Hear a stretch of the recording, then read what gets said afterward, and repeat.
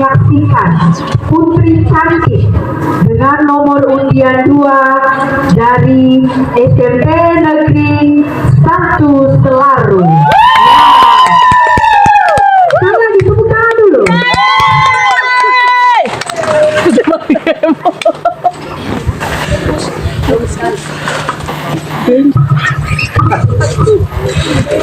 Ada suara. Sudah. Halo semuanya. Selamat siang, shalom.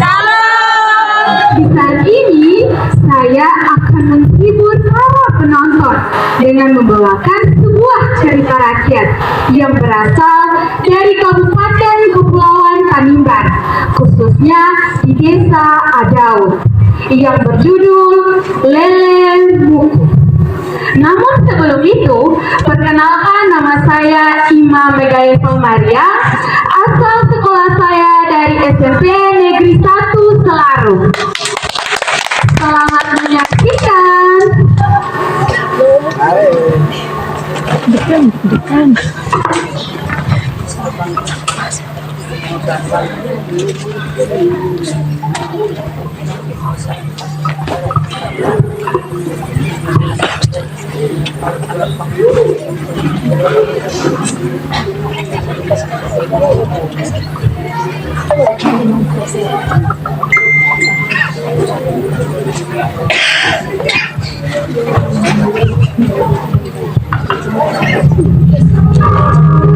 Dahulu kala di ujung timur Indonesia terletak sebuah desa kecil. Desa itu bernama Desa Ojo. Suatu ketika ada penduduk desa yang melihat dari kejauhan sebuah kapal besar yang perlahan mulai tenggelam. Dia pun memanggil beberapa warga lainnya untuk pergi melihat kapal besar itu. Mereka pergi dengan menggunakan sebuah perahu yang disebut dengan kole-kole.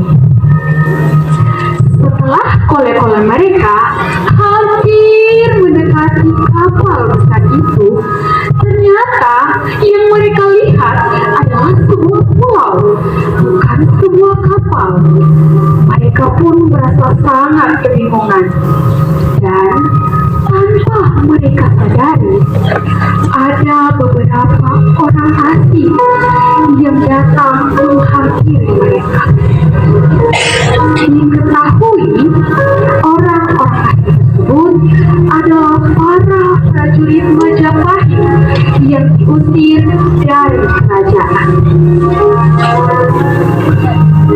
Dalam kebingungan mereka, salah satu dari mereka bertanya kepada orang-orang asing itu, "Bukankah yang tadi kami lihat ada sebuah kapal besar yang hampir tenggelam?" "Ya, benar," jawab seorang prajurit. "Lalu di mana kapal besar itu berada?" Penduduk lain pun ikut bertanya. "Kami melihat kapal besar itu perlahan-lahan mulai tenggelam dan tiba-tiba berubah menjadi sebuah pulau seperti ini." Sambil menunjuk pulau yang ada di mereka, masyarakat ujung pun bertanya dengan sangat khawatir, "Terus bagaimana dengan kondisi para penumpang yang ada di dalam kapal besar itu?" Lain pun para prajurit pun jawab, "Semua penumpang yang ada di dalam kapal besar itu semuanya ikut tenggelam dan tidak ada satupun yang terselamatkan. Namun yang kami lihat ada seorang bersama dengan seorang anak perempuan kecil. Mereka sedang berusaha menyelamatkan diri dan naik ke atas anjungan kapal. Namun sayangnya, takdir berkata lain. Mereka pun ikut tenggelam dan tidak dapat terselamatkan. Tetapi yang anehnya adalah setelah pulau itu timbul, ada terlihat bunga cantik yang perlahan mulai tumbuh tepat di area kapten, dan anak perempuan kecil itu. Masyarakat Tonjolo pun kembali ke desa mereka. Sedangkan para prajurit memilih untuk tinggal dan menetap di pulau itu. Seiring berjalannya waktu, pulau itu pun memiliki kehidupan yang layak, di mana para prajurit yang tinggal di situ ada yang bertani dan ada juga yang memanfaatkan laut sekitar untuk kebutuhan mereka. Dari kehidupan itulah mencuri perhatian masyarakat Tonjolo. Masyarakat Tonjolo pun datang ke pulau itu dan membangun hubungan baik dengan para prajurit yang tinggal di situ. Kemudian dari hubungan baik itulah ada beberapa masyarakat Tonjolo yang datang dan tinggal bersama dengan para prajurit pulau itu. Suatu ketika ada beberapa peneliti yang datang mengunjungi pulau itu, dan dengan tidak sengaja mereka menemukan bunga cantik itu. Setelah kunjungan itulah perlahan-lahan bunga itu diketahui oleh banyak orang dan dikenal dengan bunga lele wuku. Bunga lele wuku dianggap sebagai simbol kecantikan, keteguhan hati, dan keindahan dalam sederhana. Secara filosof, masyarakat Tanimbar mengibaratkan manusia sejati adalah seperti bunga lele wuku, tumbuh di tanah yang keras, tetapi mekar dengan indah. Tidak mencari pujian, tetapi memberi warna untuk hidupnya.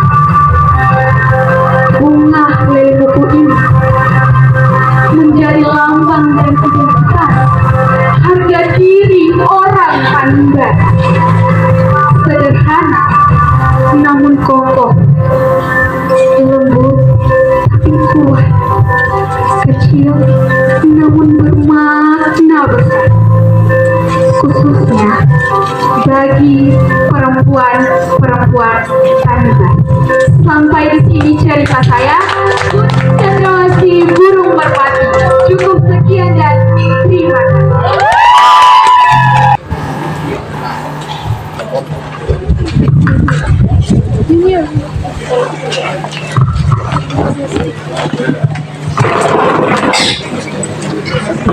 Selamat siang. Siang Dewan Juri.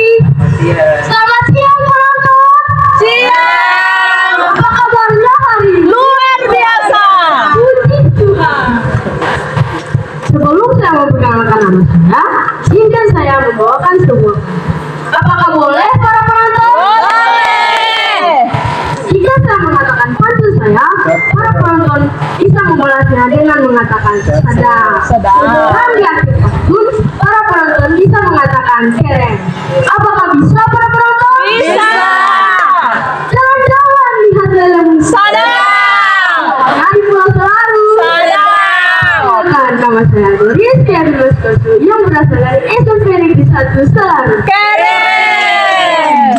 Di saat ini, saya akan menghibur para penonton semua dengan membawakan satu cerita yang berasal dari Kabupaten Kepulauan Tanimbar dengan judul Dua Nola.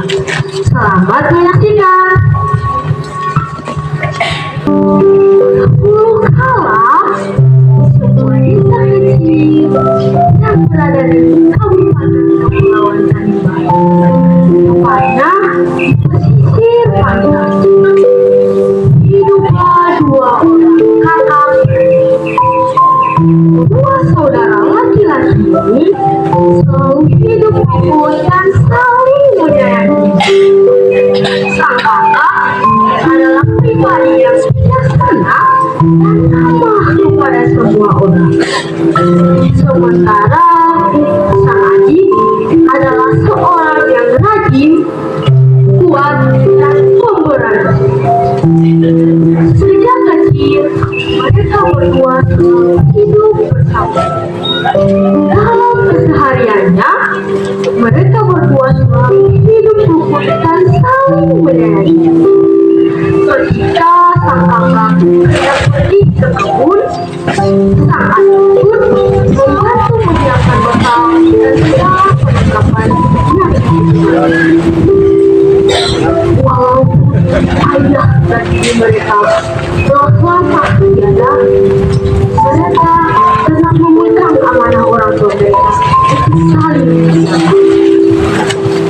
Karena darah sama-sama, maka hidup kalian pun harus saling. Mengingat pesan itulah, mereka tak lupa untuk saling menjaga dan saling membantu satu sama lain.